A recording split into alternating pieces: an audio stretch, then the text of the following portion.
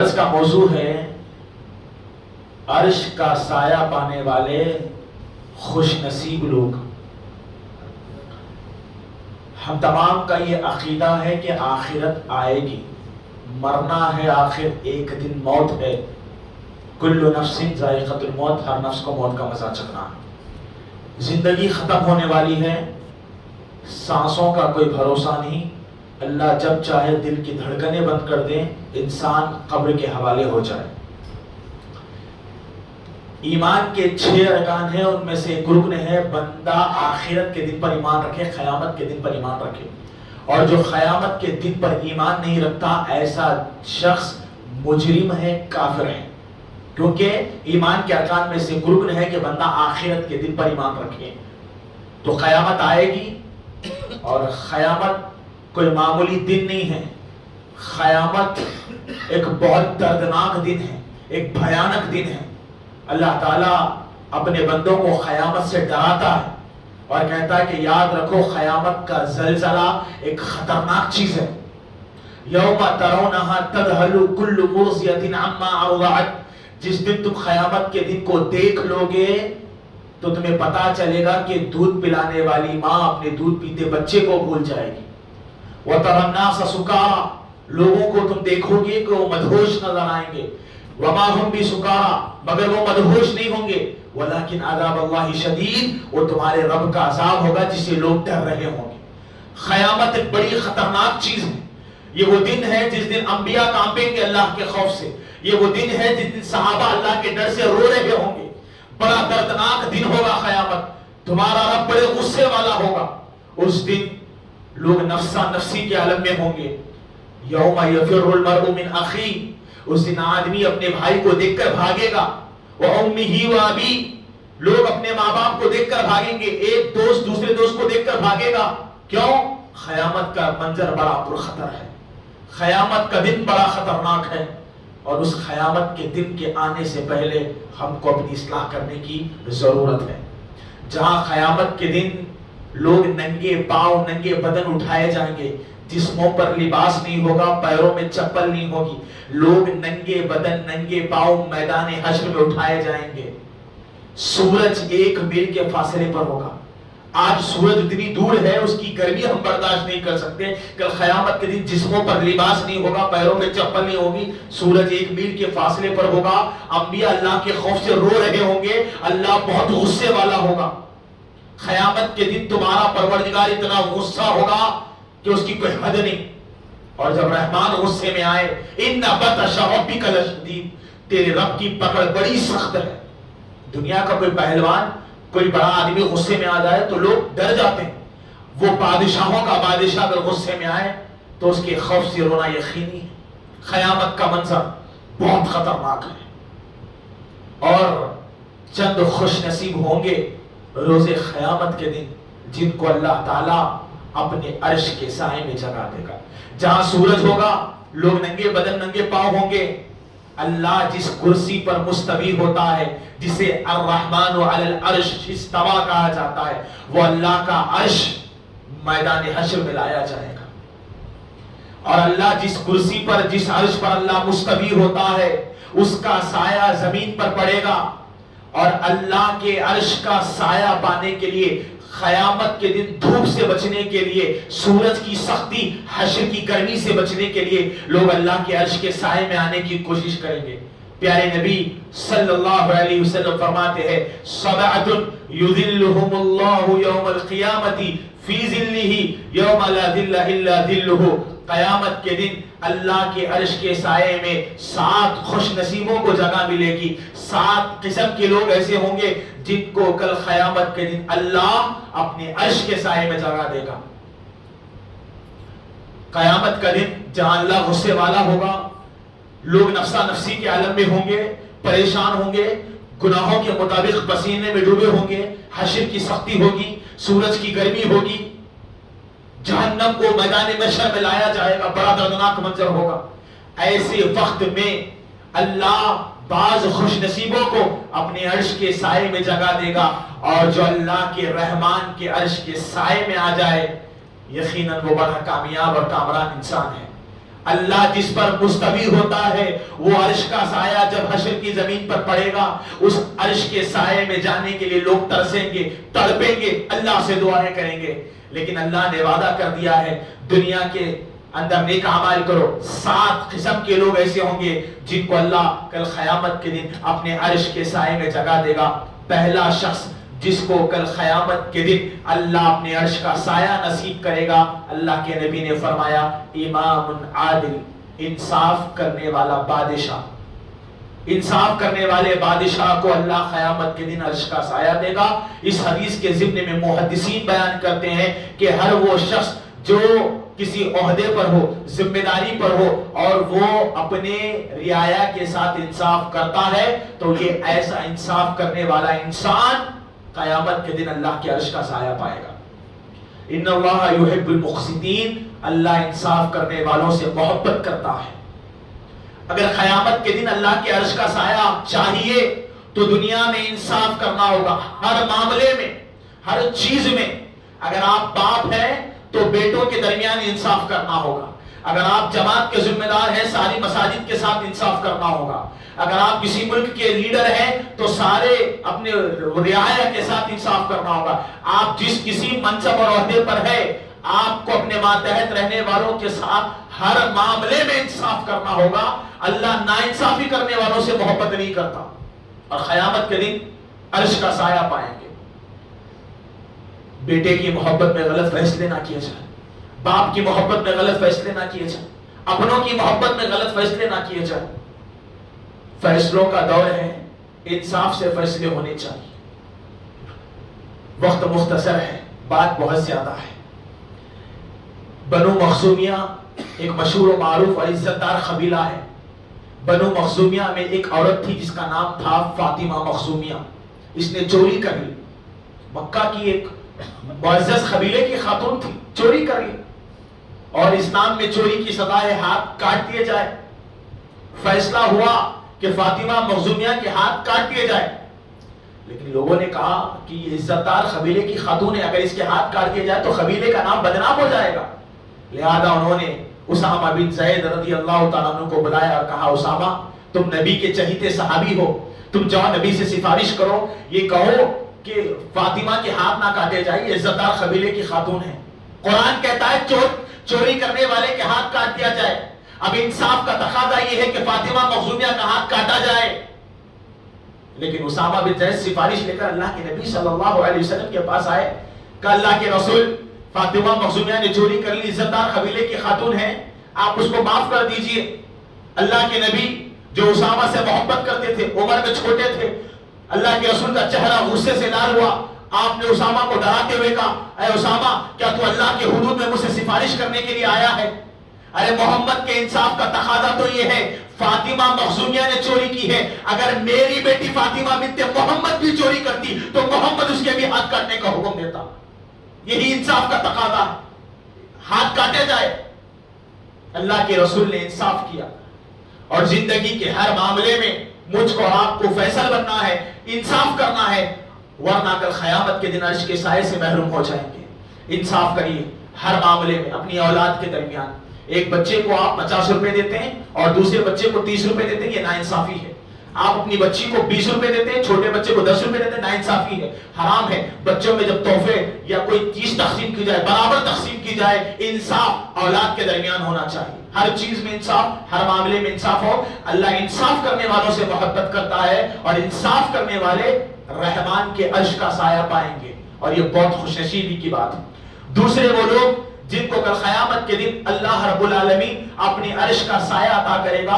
پیارے نبی نے فرمایا شاب نشا فی عبادت اللہ، ایسا نوجوان جس کی جوانی اللہ کی عبادت میں گزرتی ہوگی.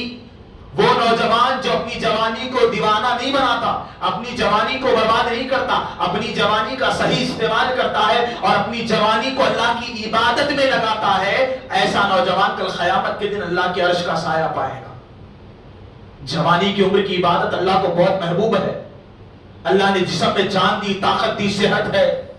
آج اللہ کی عبادت کریے. ایک وقت آئے گا عبادت کرنا چاہو گے، پیر میں طاقت نہیں ہوگی اللہ کے لیے قیام کر سکے، رکوع کر سکے، اللہ نے صحت دی، جوانی دی، عبادت کریے. اللہ کو جوانوں کی عبادت بڑی محبوب آتی ہے.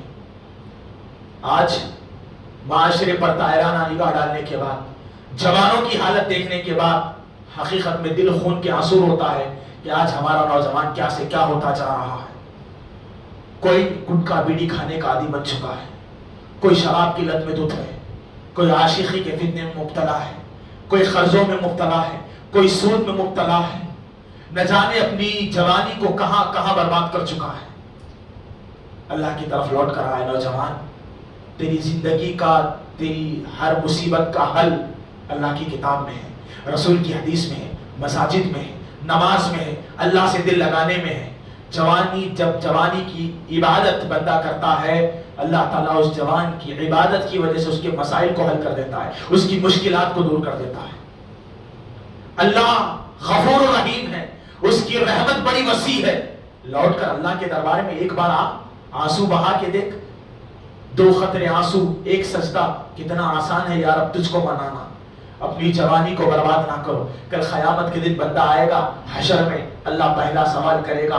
5 سوالوں میں سے جو پہلا سوال ہوگا، ان عمری فیما افنا، بتا تو نے اپنی عمر کہاں گزاری، اپنی جوانی کہاں گزاری. اللہ جوانوں کو جوانی کے متعلق قیامت کے دن سوال کرے گا.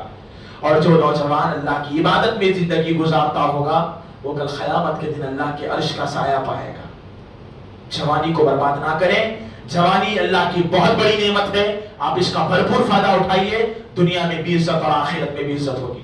تیسری قسم کے وہ لوگ جن کو اللہ رب العالمین کل قیامت کے دن اپنے عرش کا سایہ دے گا. پیارے نبی فرماتے ہیں وَرَجُلٌ قَلْبُهُ مُعَلَّقٌ بِالْمَسَاجِدِ. کتنی پیاری حدیث ہے. تیسری قسم کے وہ لوگ جن کو عرش کا سایہ ملے گا، پیارے نبی فرماتے ہیں ایسے لوگ جن کا دل مسجد سے لگا رہتا ہے، ایسے لوگوں کو اللہ عرش کا سایہ دے گا. مسجد سے جڑ کے رہنا. میں نے ابھی صبح میں ہمارے فاروق بھائی سے کہا نوجوانوں کی ٹیم تیار کرے جو دن رات مسجد کی خدمت کرے، مسجد میں لگے رہیں. وہ کچھ فیصلہ کرنا چاہتے ہیں مسجد میں آ کر فیصلہ کریں، نکاح کرنا چاہتے ہیں مسجد میں آ کر نکاح کریں، آرام کرنا چاہتے ہیں مسجد میں آ کر آرام کریں. ہر مسئلے کا حل مسجد سے ہو. مساجد زندگی کے قلعے ہیں ہمارے. اللہ کے نبی جب ہجرت کر کے مدینہ آئے، مسجد نبی کیا تھی؟ کبھی دواخانے کا کام کرتی تھی، کبھی شادی خانے کا کام کرتی تھی، کبھی عدالت کا کام کرتی تھی، کبھی منصفانہ طریقے ہوا کرتی تھی. مسجد سب کچھ ہے. مسجد اللہ کے گھر ہے. وَأَنَّ الْمَسَاجِدَ لِلَّهِ، اور یہاں ہر خیر کا کام کرنا جائز ہے. مساجد سے نوجوانوں کو جوڑیے. بندہ فجر کی نماز کو مسجد آئے تو اس کا دل مارے کاش ظہر کی نماز اذان ہو اور میں مسجد کو بھاگ جاؤں. جب ظہر کی نماز پڑھ لے تو اس کا دل مچل جائے عصر کی اذان ہو میں مسجد کی طرف چلا جاؤں. مسجد سے محبت، مسجد سے لگے رہنا، مسجد کو آنا جانا، یہ اتنا خوبصورت عمل ہے. اللہ اپنے گھروں سے جڑنے والوں کو قیامت کے دن اپنی کرسی کا سایہ دے دے گا. مسجدوں سے جڑیے. مسجدوں سے جڑنا خیر کی چیز ہے، رحمت کی چیز ہے، برکتوں کی چیز ہے. اللہ کے گھر سے بہتر کائنات کا کوئی جگہ نہیں، کائنات کی کوئی چیز ہے. اللہ کے گھر میں آئیے، بیٹھیے، سکون حاصل کیجیے، قرآن کی تلاوت کیجیے. صحابہ اکرام رضوان اللہ علیہم اجمعین جب ہجرت کر کے مدینہ آئے تو ان کی صبح و شام مسجد میں گزرتی تھی. ابو ہریرہ رضی اللہ تعالیٰ عنہ جو حدیثوں کے امیر المومنین ہیں، صبح شام مسجد کے چبوترے پر رہا کرتے تھے. مسجدوں سے اپنا دل لگانے والے، مسجدوں سے جڑے رہنے والے کل قیامت کے دن اللہ کے عرش کا سایہ پائیں گے. چوتھی قسم کے وہ لوگ جن کو اللہ کل قیامت کے دن اپنے عرش کا سایہ دے گا. فرمایا پیارے نبی نے وَرَجُلَانِ تَحَابَّا فِي اللَّهِ، ایسے دو دوست جو اللہ کی خاطر دوستی کرتے ہوں گے، ایسے دو دوستوں کو اللہ عرش کے سائے میں جگہ دے گا. آپ کو معلوم ہے دنیا میں اللہ نے بہت رشتے بنائے اور ان تمام رشتوں میں ایک سب سے خوبصورت رشتہ جو اللہ نے دیا وہ دوستی کا رشتہ. اور دوستی کی اہمیت اسلام میں یہ ہے، پیارے نبی فرماتے الرجل علی دین خلیلہ، آدمی اپنے دوست کے دین پر ہوتا ہے. کتنی بڑی بات ہے. آدمی کا ایمان دیکھنا ہے تو اس کے دوست کو دیکھو. اس کا دوست ایمان والا ہوگا تو یہ بھی ایمان والا ہوگا. اس کے دوست میں خرابیاں ہوگی تو اس میں بھی خرابیاں ہوگی. آدمی اپنے دوست کے دین پر ہوتا ہے. نبی نے فرمایا دوستی کا رشتہ کائنات کے خوبصورت رشتوں میں سے ایک رشتہ جو اللہ کی طرف سے ایک نعمت ہے. اچھا دوست مل جانا، ایماندار دوست مل جانا، یہ اللہ کی بہت بڑی نعمت ہے، اللہ کا احسان ہے. آج دوستیاں معاشرے میں بہت ہیں. اچھے بھی دوست ہیں، برے بھی دوست ہیں.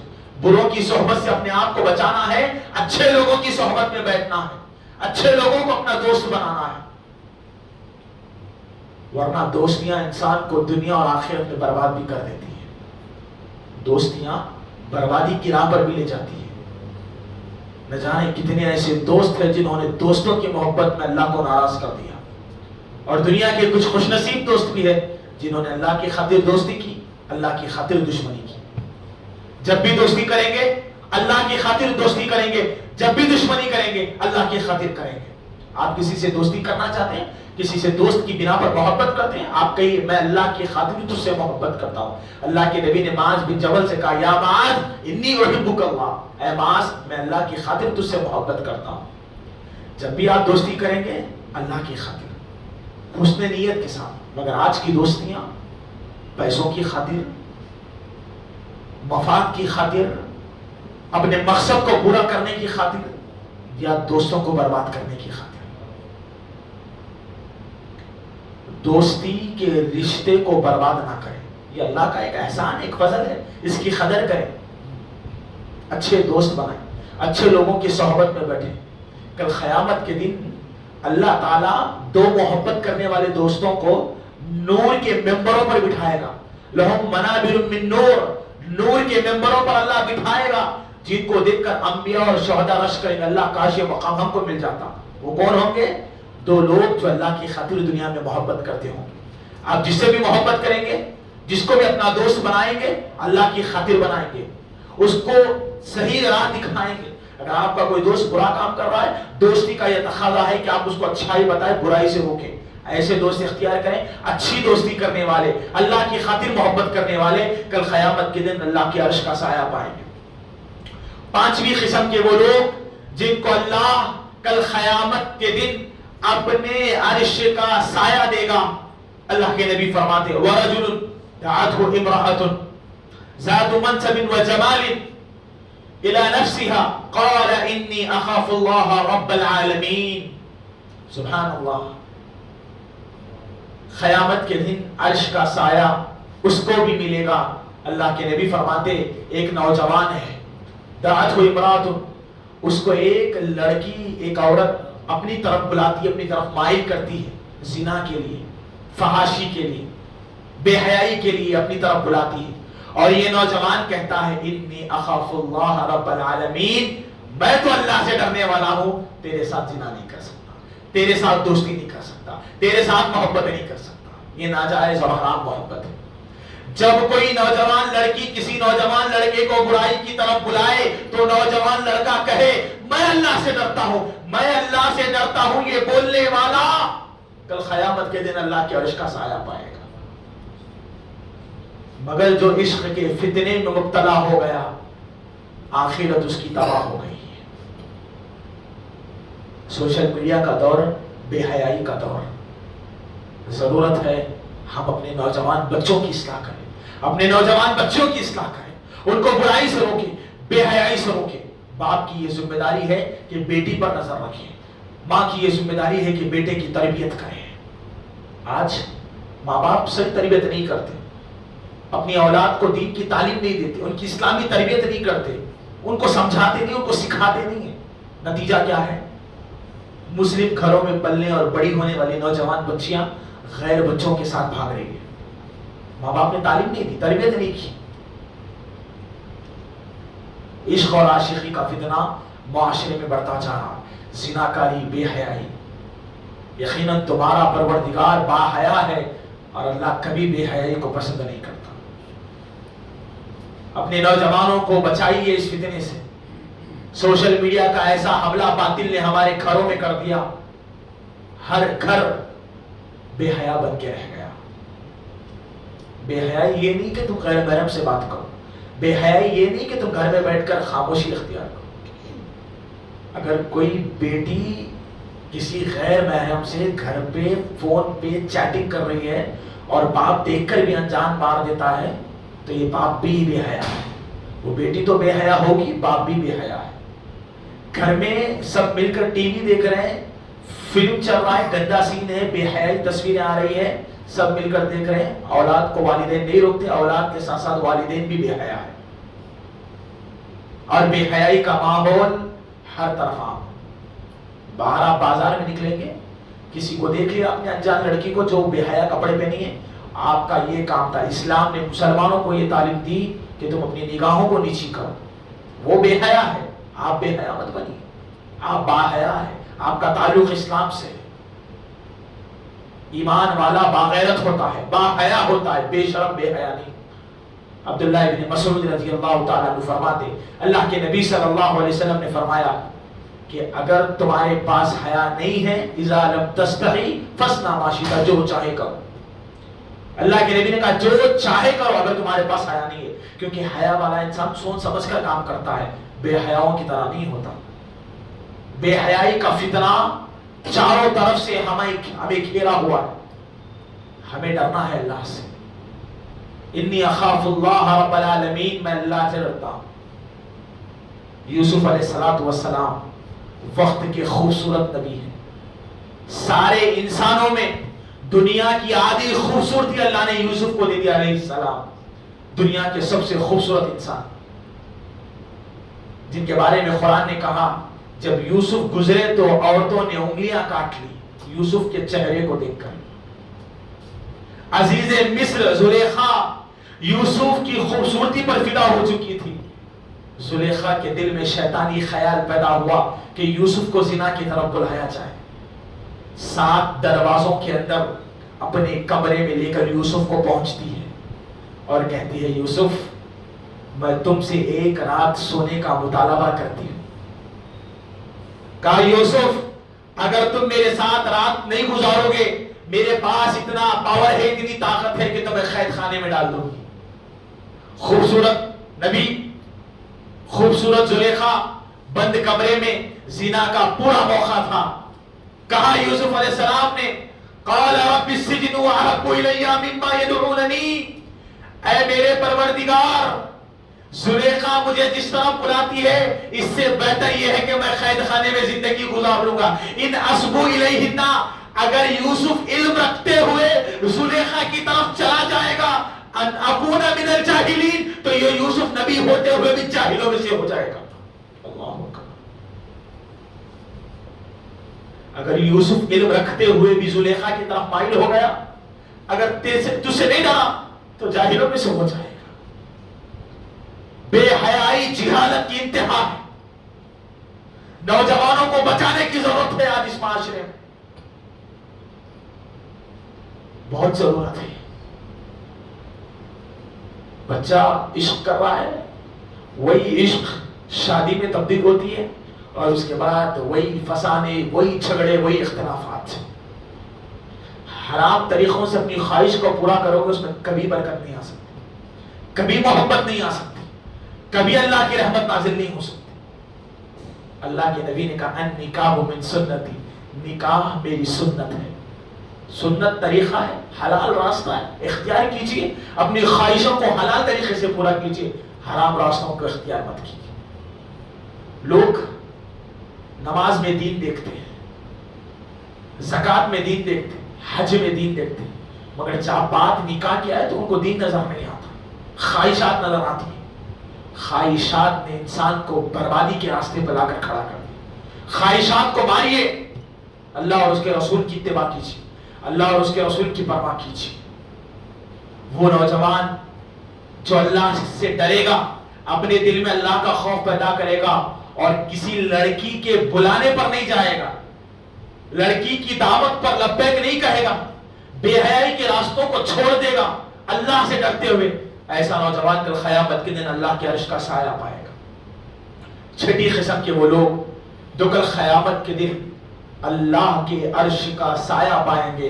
پیارے نبی نے فرمایا وَرَجُلٌ تَصَدَّقَ بِصَدَقَةٍ فَأَخْفَاهَا حَتَّى لَا تَعْلَمُ شِمَالُهُ.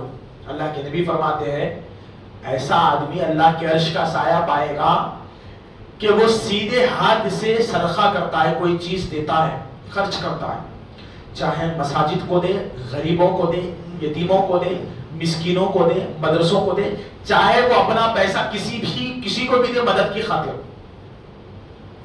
اللہ کے نبی فرماتے وہ رجل تصدق، آدمی صدقہ کرتا ہے سیدھے ہاتھ سے تو ایسا صدقہ کرے کہ سیدھے ہاتھ کو دے تو بائیں ہاتھ کو اس کا علم نہ ہو کہ سیدھے ہاتھ نے صدقہ کیا، یعنی چھپا کر صدقہ کرنا، چھپا کر لوگوں کو پیسے دینا، لوگوں کی مدد کرنا، مساجد کو تعاون دینا، مدارس کی ہیلپ کرنا، یہ چھپ چھپا کر کرنا، یہ چھپ چھپا کر اللہ کی راہ میں مدد کرنے والے، اللہ کی راہ میں صدقہ کرنے والے، اللہ کی راہ میں تعاون کرنے والوں کو کل قیامت کے دن اللہ اپنے عرش کے سائے میں جگہ دے گا۔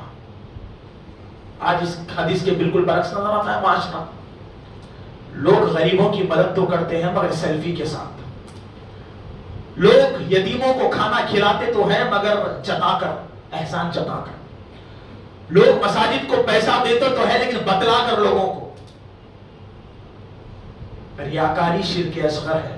اللہ کے نبی نے فرمایا انی اخاف ما اخاف علیکم الشرک الاصغر الریا، اللہ کے نبی نے فرمایا میں اپنی امت پر سب سے زیادہ خوف ریاکاری کا کرتا ہوں، مجھے ڈر ہے کہ میری امت کہیں ریاکاری میں مبتلا نہ ہو جائے۔ آپ جو بھی کام کریں گے مخلصین لہ الدین، اس کے دین کو خالص کرتے ہو کہ بھئی اللہ کے لیے پیدا ہوئے نا، قل ان صلاتی و نسکی و محیای و مماتی للہ رب العالمین، میرا جینا، میرا مرنا، میری نماز، میرا روزہ، میرا صدقہ، میری محبت، ہر چیز اللہ کے لیے۔ ریاکاری نہیں، لوگوں کو دکھانا نہیں، لوگوں کو دکھانے کے لیے نہیں کرنا، یہ دکھاوا شرک ہے اور اللہ شرک کو کبھی معاف نہیں کرتا۔ بندہ نماز پڑھ رہا ہے، اللہ کے لیے نماز پڑھ رہا ہے، جب بندہ نماز پڑھ رہا تھا اللہ کے لیے نماز پڑھ رہا تھا، لیکن دیکھا کہ دوران نماز ایک آدمی بازو آ کر بیٹھ گیا، اب اس نے اپنی نماز کو اچھا کرنا چاہا، کیوں؟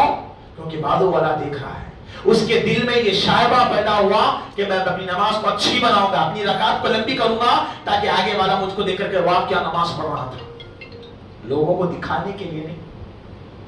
آپ اب تک اللہ کی عبادت کر رہے تھے، اب آپ لوگوں کو دکھانے والے بن گئے۔ یقیناً ہر کام کریے، آپ خیر کا جو کام آپ سے ہو سکتا ہے آپ کریے، مگر اخلاص کے ساتھ، صرف اللہ کے لیے، کوئی دیکھے نہ دیکھے میرا پروردگار مجھ کو دیکھ رہا، اللہ کو دکھانے کے لیے، لوگوں کو دکھانے کے لیے نہیں۔ جس جگہ جس بھی موقع پر آپ کے دل میں یہ خطرہ، یہ شائبہ پیدا ہوا کہ فلاں آدمی دیکھ رہا ہے، آپ اس عمل کو چھوڑ دیں تاکہ آپ ریاکاری سے بچ جائیں۔ ایک صحابی رسول جنگ میں لڑ رہے تھے، لڑتے لڑتے وہ کسی اونچائی پر چلے گئے، اور جب اونچائی پر پہنچے تو ساروں کی نگاہ اس صحابی پر پڑ گئی، صحابی نے جنگ چھوڑ کر اپنے گھر چلے گئے، صحابی جنگ چھوڑ کر اپنے گھر چلے گئے۔ پوچھنے والوں نے پوچھا آپ جنگ میں اچھا لڑ رہے تھے، اچانک گھر آ گئے؟ کہا جب تک میں لڑ رہا تھا تو دشمنوں کے لیے اللہ کی خاطر لڑ رہا تھا، جب لوگوں کو میں دیکھتا ہوں کہ لوگوں کی نگاہیں میری طرف ہے، میرے دل میں ریاکاری کا خوف پیدا ہوا، میں نہیں چاہتا کہ لوگ میری تعریف کریں، مجھے دیکھیں، اس لیے میں آ گیا۔ عزیز نوجوان دوستو، آپ جو بھی عمل کرتے ہیں صرف اللہ کے لیے، صرف اللہ کے لیے، اخلاص سے عمل کرنا یہ بہت بہترین بات ہے، بہت خیر کی چیز ہے۔ آج لوگ عبادت تو کرتے ہیں مگر ان کی عبادتوں میں اخلاص نظر نہیں آتا۔ ایک بندہ نماز پڑھ لیا ہے، 10 لوگوں کو بتا رہا ہے میں نماز پڑھ کے آیا ہوں، میں نماز پڑھ کے آیا ہوں۔ آپ کوئی بھی خیر کا کام کریں، نماز پڑھے، روزہ رکھے، زکوٰۃ دے، حج کرے، قربانی کرے، کچھ بھی کرے، سب کام آپ کا صرف اللہ کے لیے۔ آپ سانس بھی لیتے ہیں تو یہ اللہ کے لیے، لوگوں کے لیے کچھ نہیں۔ ہمیں اللہ کے ساتھ اخلاص کا معاملہ اختیار کرنا۔ اور اس حدیث میں جو بیان کیا گیا وہ رجل تصدق بصدقۃ، صدقہ دینے والے، صدقہ کوئی معمولی چیز نہیں ہے۔ اللہ کے نبی فرماتے ہیں صدقہ اللہ کے غصے کو ٹھنڈا کر دیتا ہے۔ اللہ کے نبی صلی اللہ علیہ وسلم جب کبھی پریشانی میں مبتلا ہوتے، آپ صحابہ کو حکم دیتے صدقہ کرو، صدقہ مصیبتوں کو ٹال دیتا ہے، صدقے سے پریشانیاں چلے جاتی ہیں۔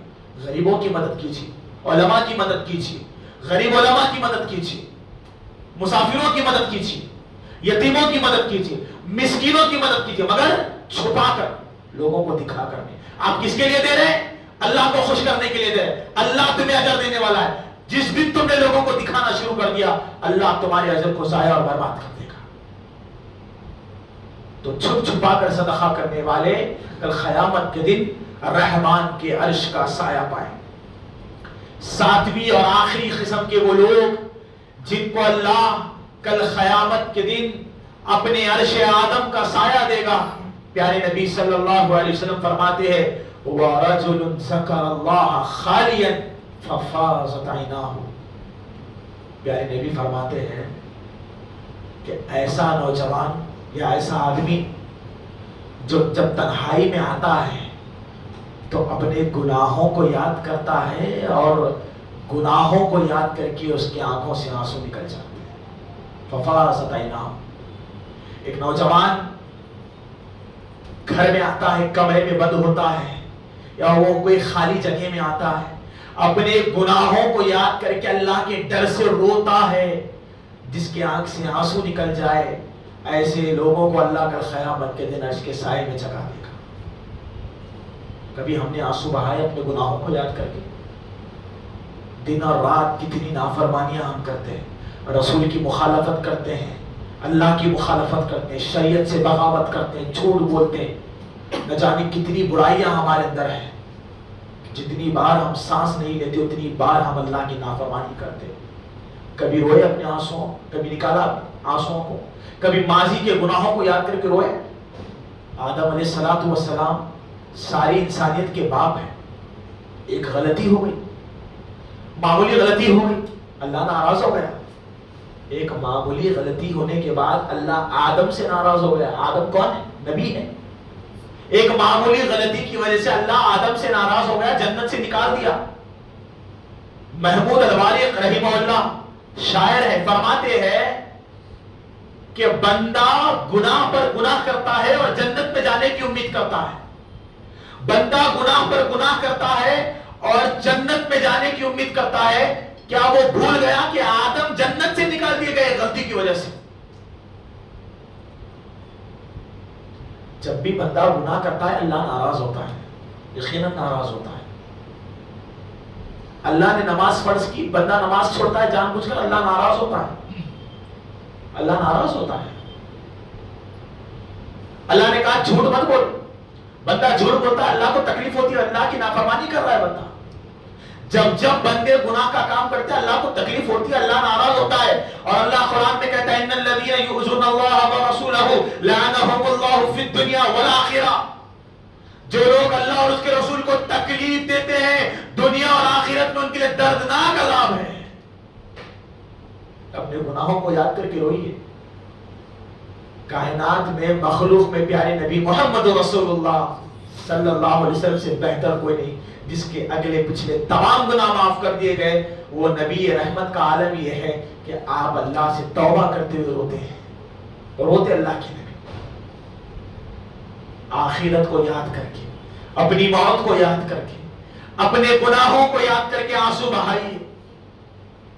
آج ہمارے دل سخت ہو چکے, ہمیں رونا نہیں آتا, ہمارے دل پتھر دل ہو چکے, ہمارے آنکھ سے آنسو نہیں نکلتے.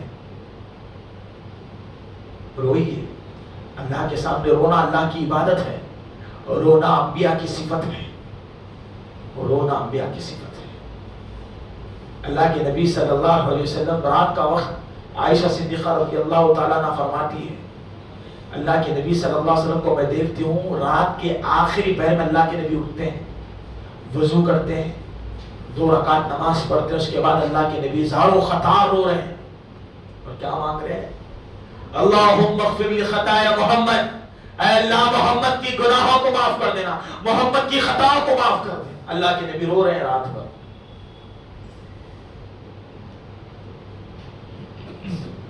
صحابی رسول صلی اللہ علیہ وسلم بیان فرماتے ہیں کہ میں دیکھتا رہا کہ اللہ کے نبی رات بھر روتے رہے ہیں, رات بھر. اپنے گناہوں کو یاد کر کے اللہ کے سامنے آنسو بہائیے. اللہ کے خوف سے رونے والی آنکھ کل قیامت کے دن اللہ کے عرش کا سایہ پائے گی. اللہ کے نبی فرماتے ہیں کہ جو آنکھ اللہ کے ڈر سے روتی ہے جہنم اس آنکھ کو جلا نہیں سکتی. جو آنکھ اللہ کے خوف سے روتی ہے وہ آنکھ جہنم اس آنکھ کو جلا نہیں سکتی. بہت بڑی بات ہے, رونے کی ضرورت ہے. ہمارے گناہ بہت ہیں, ہمارے گناہ بہت ہیں. یہ اللہ کی رحمت ہے کہ اس نے ہمارے اوپر رحمت کی چادر ڈال کے رکھی. اگر باپ کے گناہ بیٹے کو معلوم ہو جائے، بیٹے کے گناہ باپ کو معلوم ہو جائے، میرے گناہ آپ کو معلوم ہو جائے، آپ کے گناہ مجھ کو معلوم ہو جائے، تو شاید دنیا میں محبتیں ختم ہو جائے گی، نفرتوں کا دور شروع ہو جائے گا۔ لوگ ایک دوسرے کے چہرے دیکھنا پسند نہیں کریں گے اگر لوگوں کے عیب، لوگوں کے گناہ ایک دوسرے کے سامنے ظاہر ہو جائے۔ تمہارا رب رحمان ہے، رحیم ہے، اس نے گناہوں کے اوپر رحمت کی چادر ڈال کے رکھی۔ اللہ سے معافی مانگی، اللہ سے توبہ کیجیے۔ یا ایھا الذین آمنوا توبوا الی اللہ توبۃ نصوحا، ایمان والو سچی توبہ کرو۔ تمہارا رب رحمان ہے، تمہارا رب رحیم ہے، معاف کرے گا، سچی توبہ کرو۔ عائشہ صدیقہ رضی اللہ تعالیٰ عنہ سارے مومنوں کی ماں ہے، نبی کی بیوی ہے۔ محمد بن قاسم کہتے ہیں کہ میں عائشہ صدیقہ رضی اللہ تعالیٰ عنہ سے سلام کی ابتدا کرتا، اور جب صبح کا وقت ہوتا تو عائشہ صدیقہ کے حجرے کے پاس پہنچا۔ میں عائشہ صدیقہ کو سلام کرنے کی نیت سے امی جان کے حجرے کو پہنچا، دیکھتا ہوں کہ امی جان نماز پڑھ رہی ہے، نماز میں سورۃ الطور کی آیت تلاوت کر رہی ہے، اور یہ آیت پڑھ رہی ہے لقد من اللہ علینا ووقانا عذاب السموم، کہ اللہ کا شکر ہے، اللہ کا احسان ہے کہ اس نے ہم کو دردناک عذاب سے بچا لیا۔ عائشہ صدیقہ آیت پڑھ رہی ہے، ترددھا وتبکی، آیت کو بار بار دہرا رہی ہے، رو رہی ہے۔ عائشہ صدیقہ نبی کی بیوی ہے، اہل بیت میں سے ہے، خاتون جنت کی ماں ہے، سارے مومنوں کی ماں ہے، جنت کی مہمان ہے۔ اللہ کے در سے ہماری ماں رو رہی ہے، کہتے ہیں کہ میں امی جان کو سلام کرنے کے لیے آیا تھا، امی جان نماز پڑھ رہی تھی، آیت پڑھ رہی ہے، رو رہی ہے، میں وہیں بیٹھ گیا تاکہ امی جان نماز پڑھ لے تو امی جان کو سلام کر کے اپنے کام کے لیے نکلوں، لیکن دیکھتا ہوں کہ امی جان نماز ختم نہیں کرتی، بار بار آیت پڑھ رہی ہے، ووقانا عذاب السموم، اللہ کا احسان ہے کہ اس نے ہم کو زہریلے عذاب سے بچایا۔ امی جان آیت پڑھ رہی ہے، رو رہی ہے۔ کہتے ہیں محمد بن قاسم جب بہت دیر ہو گئی، امی جان نے رکوع نہیں کیا، میں بازار کی طرف چلا، اپنی ضروریات کو پوری کر کے جب بازار سے فارغ ہو کے واپس امی جان کے حجرے پر آیا تو کیا دیکھتا ہوں کہ امی جان اس وقت بھی نماز میں کھڑی ہے اور یہی آیت پڑھ رہی ہے، وَوَقَانَا عَذَابَ السَّمُومِ، اللہ نے عائشہ کو جہنم سے بچایا۔ امی جان رو رہی، نماز پڑھ رہی۔ امام صاحب قرآن پڑھاتے ہیں، کبھی قرآن کی آیتوں کو پڑھ کر ہمارے آنکھ سے آنسو نکلے؟ قرآن وہ جس کے بارے میں اللہ نے کہا وَإِذَا تُلِيَتْ عَلَيْهِمْ آيَاتُهُ زَادَتْهُمْ إِيمَانًا، ارے جس کی آیتوں کو سننے کے بعد ایمان والوں کے ایمان میں اضافہ ہو جاتا ہے، ان کی آنکھ سے آنسو نکل جاتے ہیں۔ نہ ہمارے دلوں پر قرآن اثر کرتا ہے، نہ امام کی باتیں اثر کرتی ہیں، گناہوں کی محبت میں ہم اتنے چکر دیے گئے کہ نہ اب قرآن میں مزہ آتا ہے، نہ مسجدوں کو آنے میں دل لگتا ہے۔ ہمارے دل سخت ہو چکے ہیں، دلوں کو نرم کیجیے، دلوں کو نرم کیجیے، اپنے گناہوں کو یاد کر کے آنسو بہائیے، اللہ کے پاس آئیے، روئیے، گڑ گڑائیے، صحابہ کرام کی سیرت پڑھیے، کس طرح صحابہ کے دل میں آخرت کا خوف تھا کہ صحابہ کرام نے ساری زندگی اللہ کو منانے میں لگا دی۔ عزیز نوجوان دوستو، اپنی زندگی کو بہتر بنائیے، یہ وقت ہے، سانسیں چل رہی ہے، ختم ہو جائے گی، کب کس کی سانس بند ہو جائے کچھ بھروسہ نہیں ہے۔ اپنی زندگی کے ختم ہونے سے پہلے اللہ کو راضی کریے، اللہ کو راضی کریے۔ ہم صبح تک زندہ رہیں گے کوئی گارنٹی نہیں، سانسیں کبھی بھی ختم ہو سکتی ہے۔ ابن تیمیہ رحمۃ اللہ علیہ کہتے ہیں دنیا سے جاؤ تو اس حال میں جاؤ کہ کم از کم اپنے رب کو چہرہ دکھا سکو۔ سوال یہ ہے کیا ہمارے پاس اتنی نیکیاں ہیں کہ ہم اپنی نیکیوں کے بلبوتے اللہ سے یہ کہہ سکتے ہیں کہ اللہ میرے پاس نیکیاں تو جنت میں ڈال دے؟ ہے اتنی نیکیاں؟ کیا ہمارے پاس اتنے اعمال ہیں کہ ہم نے ان اعمال کے ذریعے اپنے رب کو راضی کر لیا؟ سوچو، ایک لمحے کے لیے سوچو، اگر ہماری موت آ گئی تو ہم اپنے رب کو کیا جواب دیں گے؟ کیا جواب دیں گے ہم؟ محمد بن صالح العثیمین رحمہ اللہ، بلند پائے کے محدث، جب بیمار ہو گئے، بہت زیادہ بیمار ہو گئے تو محمد بن صالح العثیمین کے گھر والے دواخانہ لے گئے. ڈاکٹروں نے کہا کہ محمد بن صالح العثیمین کو بہت بڑی بیماری ہوئی ہے، لہذا ان کا علاج کرنے کے لیے ان کو سعودی عرب سے لندن لے جانا پڑے گا. سعودی عرب سے محمد بن صالح العثیمین کو لندن لے جایا گیا. جب لندن پہنچے تو لندن کے بڑے بڑے اطباء نے، اسکالرز نے کہا، ڈاکٹروں نے کہا کہ محمد بن صالح العثیمین کو کینسر کی بیماری ہو چکی ہے. محمد ابن عثیمین کو کینسر ہو چکا ہے. گھر والوں نے کہا آپ علاج کیجئے، جو بھی خرچہ ہوگا ہم دیکھ لیں گے. ڈاکٹروں نے کہا علاج کے لیے ایک شرط ہے، اور وہ شرط یہ ہے کہ محمد بن صالح العثیمین کے ہم کینسر کو دور کرنے کی کوشش کریں گے، مگر اس علاج کی وجہ سے ان کے جسم کے سارے بال جھڑ جائیں گے. پوچھا گیا بیمار سے، محمد ابن صالح العثیمین سے کہا گیا دیکھو ڈاکٹرز آپ کا علاج کرنے والے ہیں، آپ کو کینسر کی بیماری ہو چکی ہے، اور ڈاکٹروں کا یہ کہنا ہے کہ اس علاج کی وجہ سے آپ کے جسم کے سارے بال جھڑ جائیں گے. کیا آپ چاہتے ہیں، آپ کی اجازت ہے علاج کے لیے؟ تو پہلا سوال اس حالت میں ابن عثیمین نے جو کیا کہا، ذرا ان سے پوچھو ڈاکٹروں سے، کیا اس علاج کی وجہ سے محبت رسول کا بھی جنازہ نکل جائے گا؟ کیا میری داڑھی کے بال بھی جھڑ جائیں گے؟ ڈاکٹروں نے بتایا کہ ہاں داڑھی کے بال بھی جھڑ جائیں گے. تو ابن عثیمین نے کہا پھر تو ابن عثیمین ایسی موت مرنا پسند نہیں کرتا، ایسا علاج کرنا پسند نہیں کرتا جس میں رسول کی مخالفت ہوتی ہو. اگر میں داڑھی جھڑانے کی اجازت دے دوں اور اگر قیامت کے دن اٹھوں تو اس حال میں نہ اٹھوں کہ میرے چہرے پر سنت مصطفیٰ نہ ہو، اس لیے میں مرنا پسند کروں گا لیکن سنت کی مخالفت کرنا پسند نہیں کروں گا. کینسر کی بیماری میں آپ کی وفات ہو گئی، آپ نے داڑھی کے بالوں کو جھڑانے کی اجازت دی. اور اتنی تو نیکیاں جمع کر لو، اتنے تو اعمال جمع کر لو کہ کل قیامت کے دن اللہ تمہاری طرف نظر رحمت کر کے دیکھے. ورنہ کل قیامت کے دن ایسے بھی بدنصیب ہوں گے جن کو اللہ دیکھنا بھی پسند نہیں کرے گا، جن کو اللہ بات کرنا بھی پسند نہیں کرے گا، جن کو اللہ جنت میں نہیں داخل کرے گا.